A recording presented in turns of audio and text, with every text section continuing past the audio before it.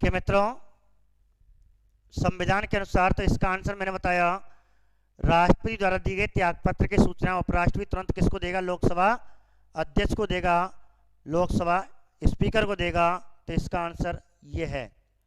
अब देखिए, उच्चतम न्यायालय का न्यायाधीश अपने पद से त्यागपत्र किसको संबोधित करता है? उच्चतम न्यायालय का न्यायाधीश अपने पद से किसे संबोधित करता है? कहने का मतलब है कि उच्चतम न्यायालय का मतलब है सुप्रीम कोर्ट। सुप्रीम कोर्ट का न्यायाधीश अपने पद से त्यागपत्र दे रहा है, तो वो त्यागपत्र किसे देगा? तो वह त्यागपत्र राष्ट्रपति को देगा।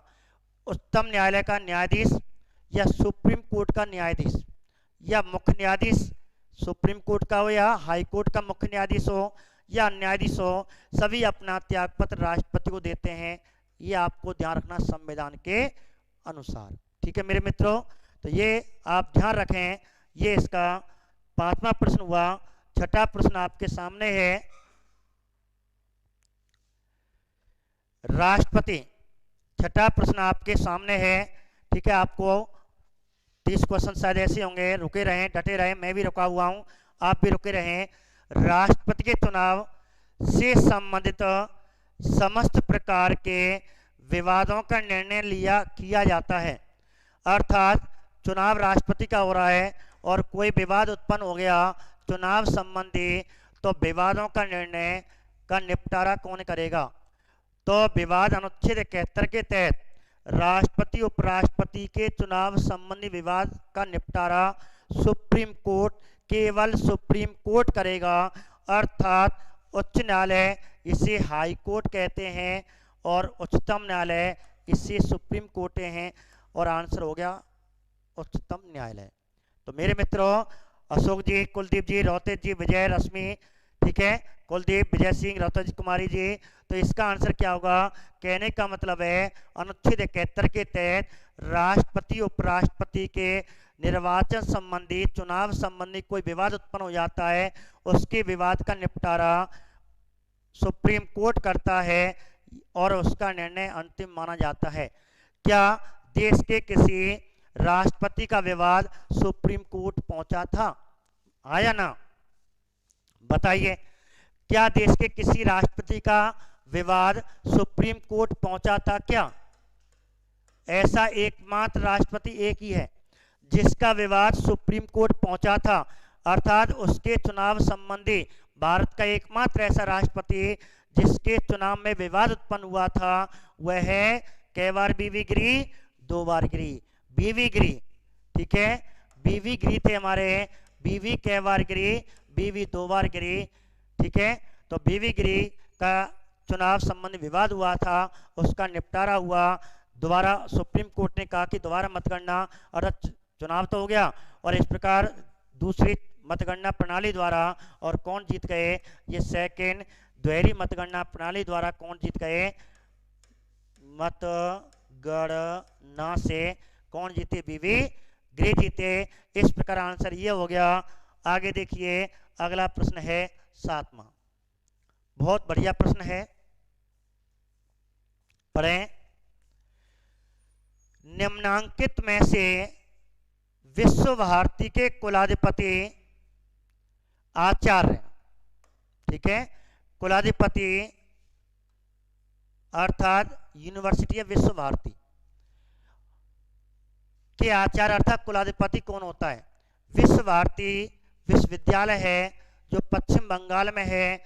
इसकी स्थापना रविंद्रनाथ टैगोर ने की थी, रविन्द्रनाथ ठाकुर जी ने की थी, रविन्द्रनाथ टैगोर ने की थी विश्व भारती की स्थापना, ध्यान रखना, 1921 में। कहते हैं इस विश्वविद्यालय की स्थापना कब हुई थी? 1921 में हुई थी। लेकिन आजादी के बाद इसे केंद्रीय विश्वविद्यालय, जब तक आप आंसर देने की कोशिश करें, जब तक आप आंसर देने की कोशिश करें, मैं जब तक विश्व भारती का इतिहास बता रहा हूं। विश्व भारती की स्थापना रविंद्रनाथ टैगोर ने, हाँ जी, मेरे नाम राशि, मैं उनके नाम राशि, भी मेरे नहीं, मैं उनके नाम राशि रविन्द्रनाथ जी टैगोर। रविन्द्रनाथ ठाकुर जी ने 1921 में, दिसंबर 1921 में रविन्द्रनाथ टैगोर ने पश्चिम बंगाल, जो कलकत्ता के पास बीरभूम जिला पड़ता है, वहाँ की थी शांति निकेतन नगर में। शांति निकेतन नगर 1901 में शांति निकेतन की स्थापना रविन्द्रनाथ टैगोर ने की थी। उसी प्रांगण में शांति निकेतन की स्थापना 1901 में थी। उसी प्रांगण में विश्व भारती की स्थापना की गई। आज़ादी के बाद 1951 में इसे केंद्रीय विश्वविद्यालय का दर्जा दे दिया गया।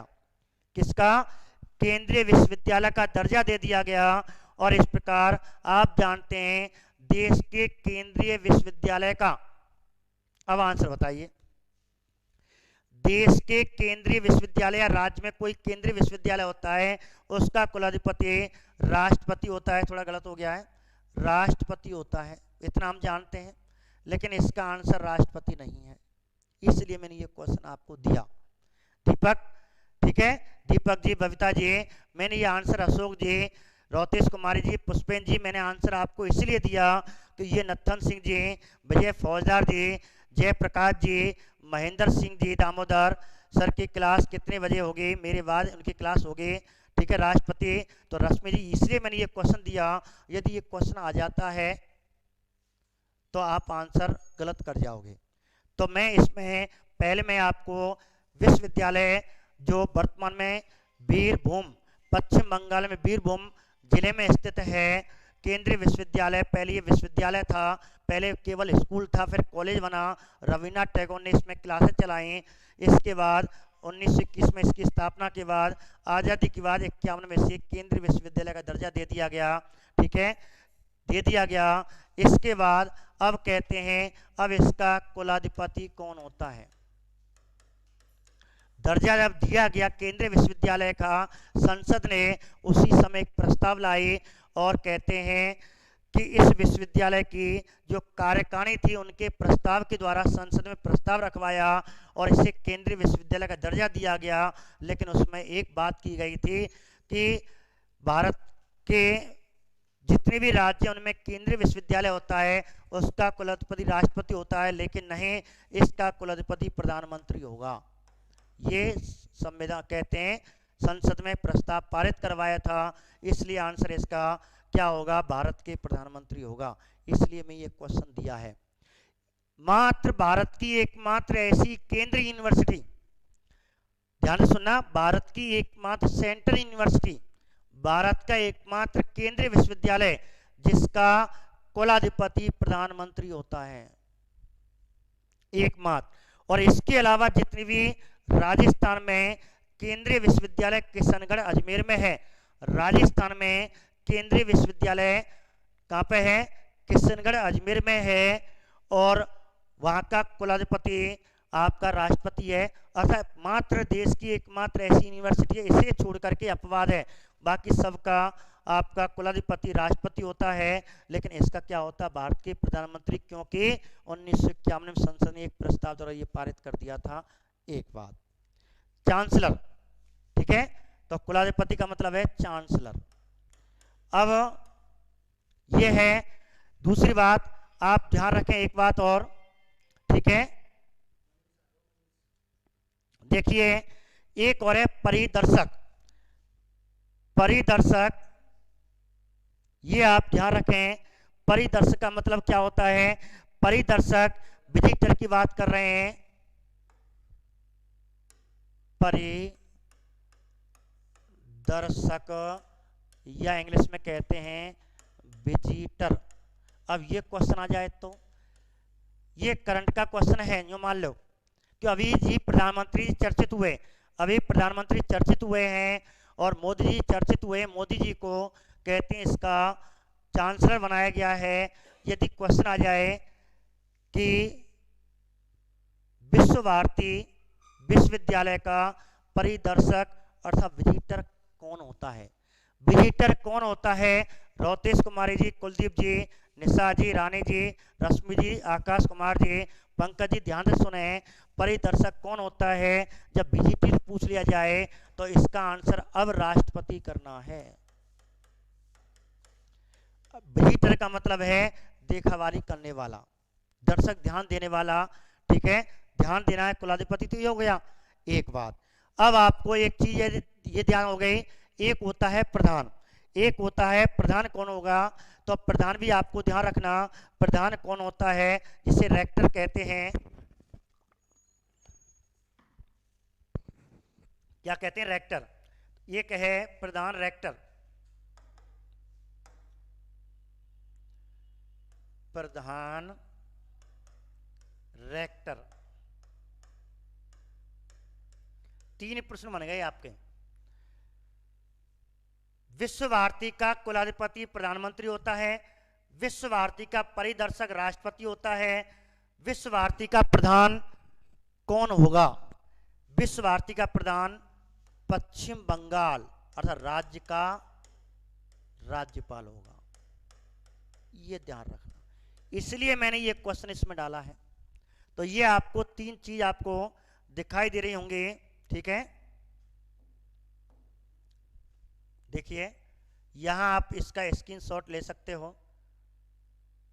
ये बहुत बढ़िया प्रश्न मैंने आपको यहां दे दिया। तो देखिए, तो राष्ट्रपति कौन हो गया? इसका विजिटर हो गया। राष्ट्रपति क्या हो गया? विजिटर हो गया। किसका? विश्व भारती विश्वविद्यालय का। दूसरा, ठीक है, दूसरा आपका पश्चिम बंगाल का राज्यपाल कौन हो गया? पश्चिम बंगाल का राज्यपाल रेक्टर हो गया। क्या हो गया? रेक्टर का मतलब प्रधान हो गया। एक बात, कैसे भी क्वेश्चन पूछ रहे हैं। और भारत का प्रधानमंत्री क्या हो गया? कुलाधिपति हो गया, कुलाधिपति हो गया अर्थात चांसलर हो गया। हो गए 3 प्रश्न। इसलिए मैंने ये प्रश्न दिया है। प्रश्न अच्छा लगा या नहीं ये बताइए। प्रश्न बहुत अच्छा है और इस प्रकार ध्यान रख लेना और इसकी आप ऐसे स्क्रीनशॉट ले सकते हैं। बहुत बढ़िया प्रश्न है, आपको कभी भी पेपर में आ जाए कभी कंफ्यूजन नहीं होंगे।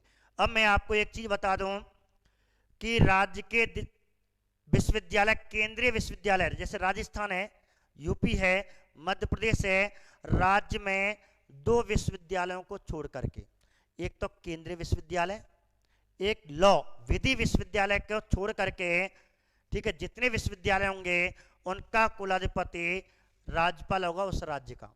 एक बात, राज्य में जो केंद्रीय विश्वविद्यालय होंगे इसे छोड़ करके अपवाद बाकी सभी केंद्रीय विश्वविद्यालयों का कुलाधिपति राष्ट्रपति होगा। ठीक है, ये ध्यान रखना, ये विषय ध्यान रखें। विधि, राज्य में विधि विश्वविद्यालय होते हैं, उसका राज्य का मुख्य न्यायाधीश होता है, उसका कुलाधिपति ध्यान रखना, राज्य के विधि विश्वविद्यालय का कुलाधिपति राज्य का मुख्य न्यायाधीश होगा। ये आपको मैंने ये क्वेश्चन इसलिए दिया, ठीक है, तो आप ध्यान रखें, आपको यदि क्वेश्चन आ जाए तो कभी गलत नहीं होगा। रविन्द्रनाथ टैगोर ने 1901 में शांति निकेतन की स्थापना की थी। उसी परिसर में 1921 में विश्वविद्यालय विश्व भारती विश्वविद्यालय के नाम से 1951 में इसे दर्जा दे दिया गया। इसका कुलाधिपति संसद के प्रस्ताव द्वारा और प्रधानमंत्री को बनाया गया, परिदर्शक राष्ट्रपति को बनाया गया, प्रधान पश्चिम बंगाल का जो राज्यपाल होगा वो रेक्टर होगा। ठीक है, ये हुआ आपका 7वां प्रश्न। इस क्वेश्चन में आपको आनंद आया होगा, बहुत बढ़िया प्रश्न है। आगे बढ़ते हैं 8वें प्रश्न पे। आगे बढ़ते हैं 8वां प्रश्न देखें, देखिए ध्यान से देखें।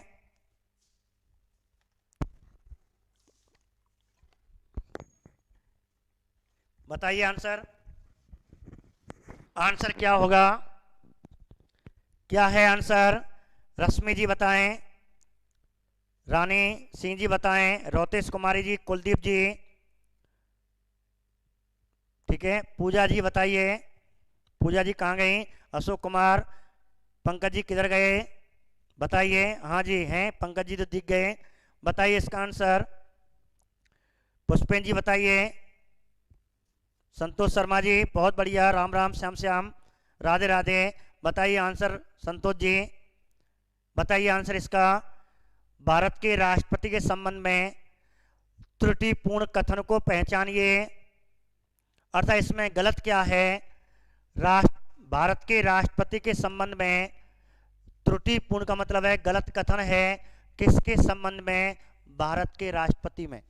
बताइए, ध्यान से पढ़ना, जल्दी मत करना, गलती बताना। गलती कौन सी लाइन गलत है? 4।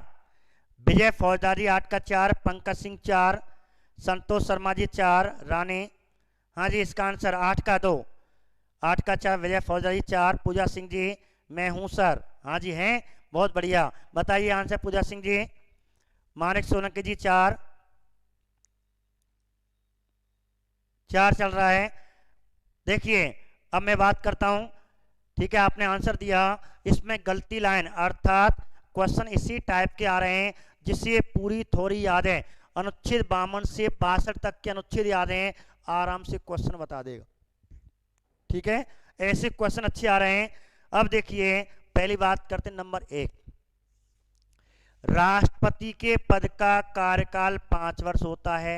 सही है क्या गलत? सही है। हमें तो गलत ढूंढनी है, हमें गलत ढूंढनी है, जबकि ये लाइन सही है। एक बात, अपने उत्तराधिकारी के पद ग्रहण करने तक, उत्तराधिकारी के पद ग्रहण करने तक राष्ट्रपति अपने पद धारण करेगा। ये मैंने कल बताया था जयप्रकाश जी, मैंने क्या बताया था? ये बताया था जब तक नया राष्ट्रपति नहीं चुनेगा, जब तक पुराना राष्ट्रपति अपने पद पर बैठा रहेगा। ठीक है, तो इसका मतलब ये भी लाइन सही है। नंबर तीसरी लाइन, राष्ट्रपति इस पद पर पुनर्निर्वाचन का पात्र होता है।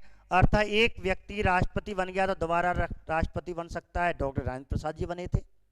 इसका मतलब ये लाइन सही है। अब देखिए इसमें क्या गलती है बच्चों ने, आपने सभी ने आंसर अच्छा दिया था, बहुत अच्छा आंसर दिया, 4 है इसका आंसर। इसका मतलब गलती इसमें होगी। क्या गलती है इसमें? राष्ट्रपति अपना त्यागपत्र भारत के मुख्य न्यायाधीश को देता है, संबोधित करता है। ये लाइन गलत है। किसको देता है बताओ?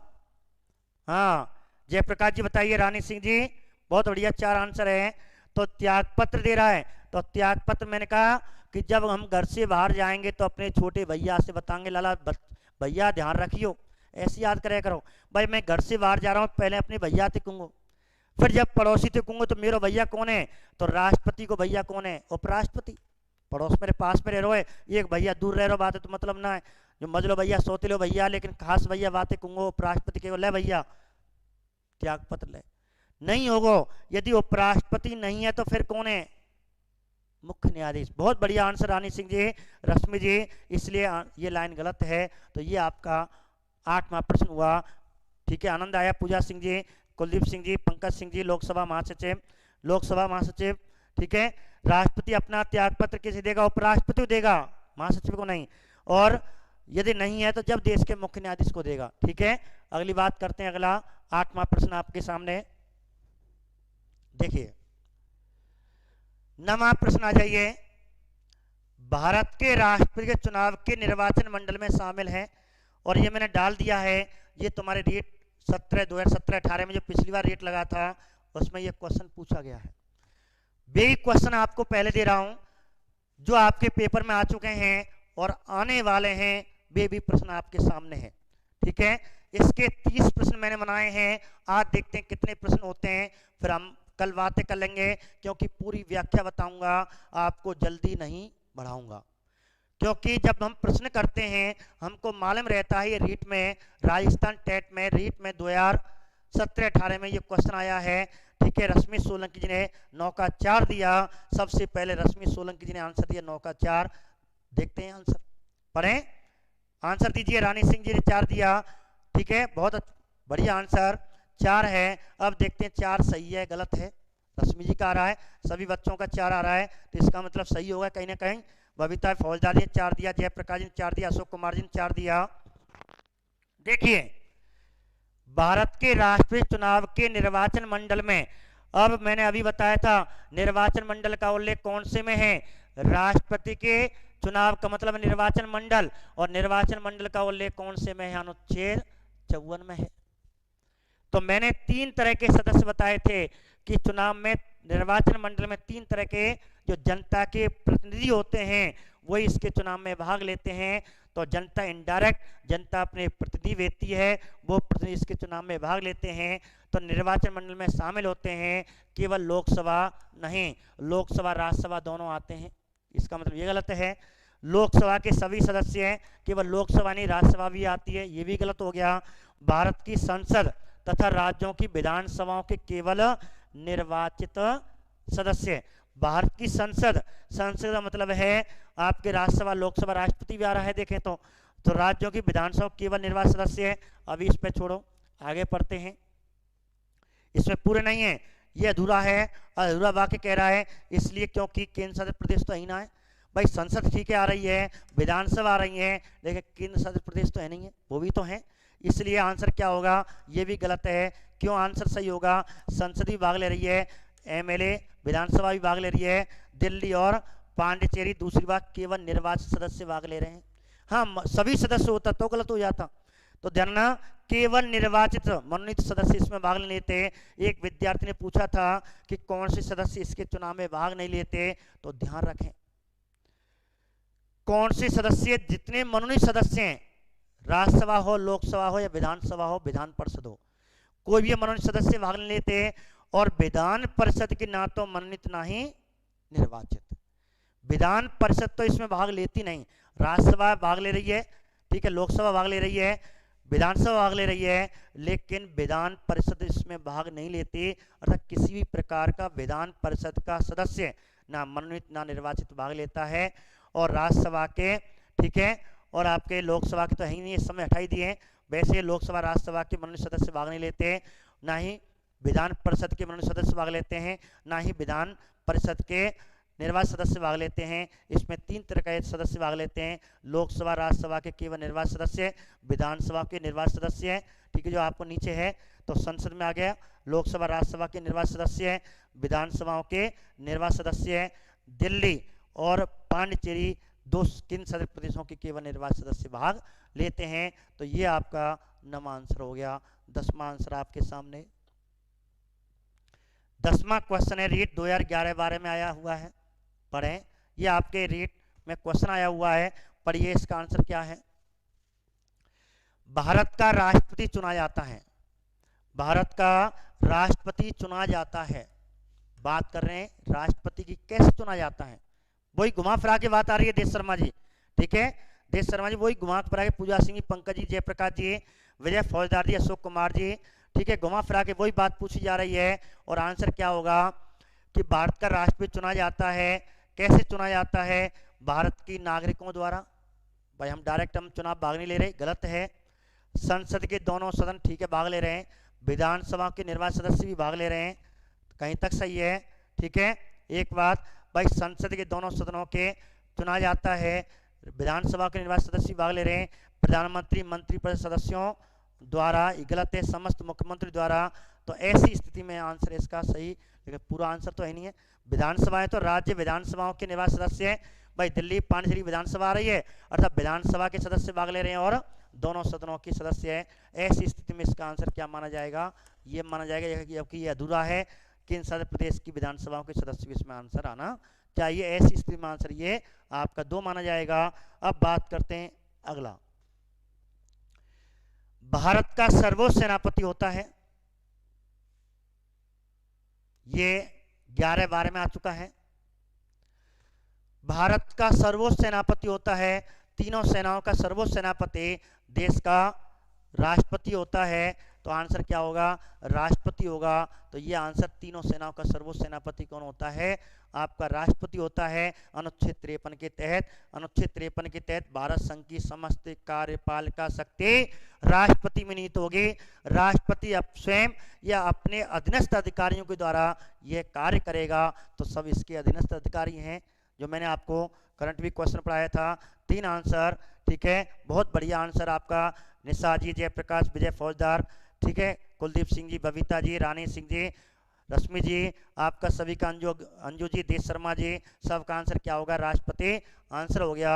ये आपका 11वां क्वेश्चन हुआ।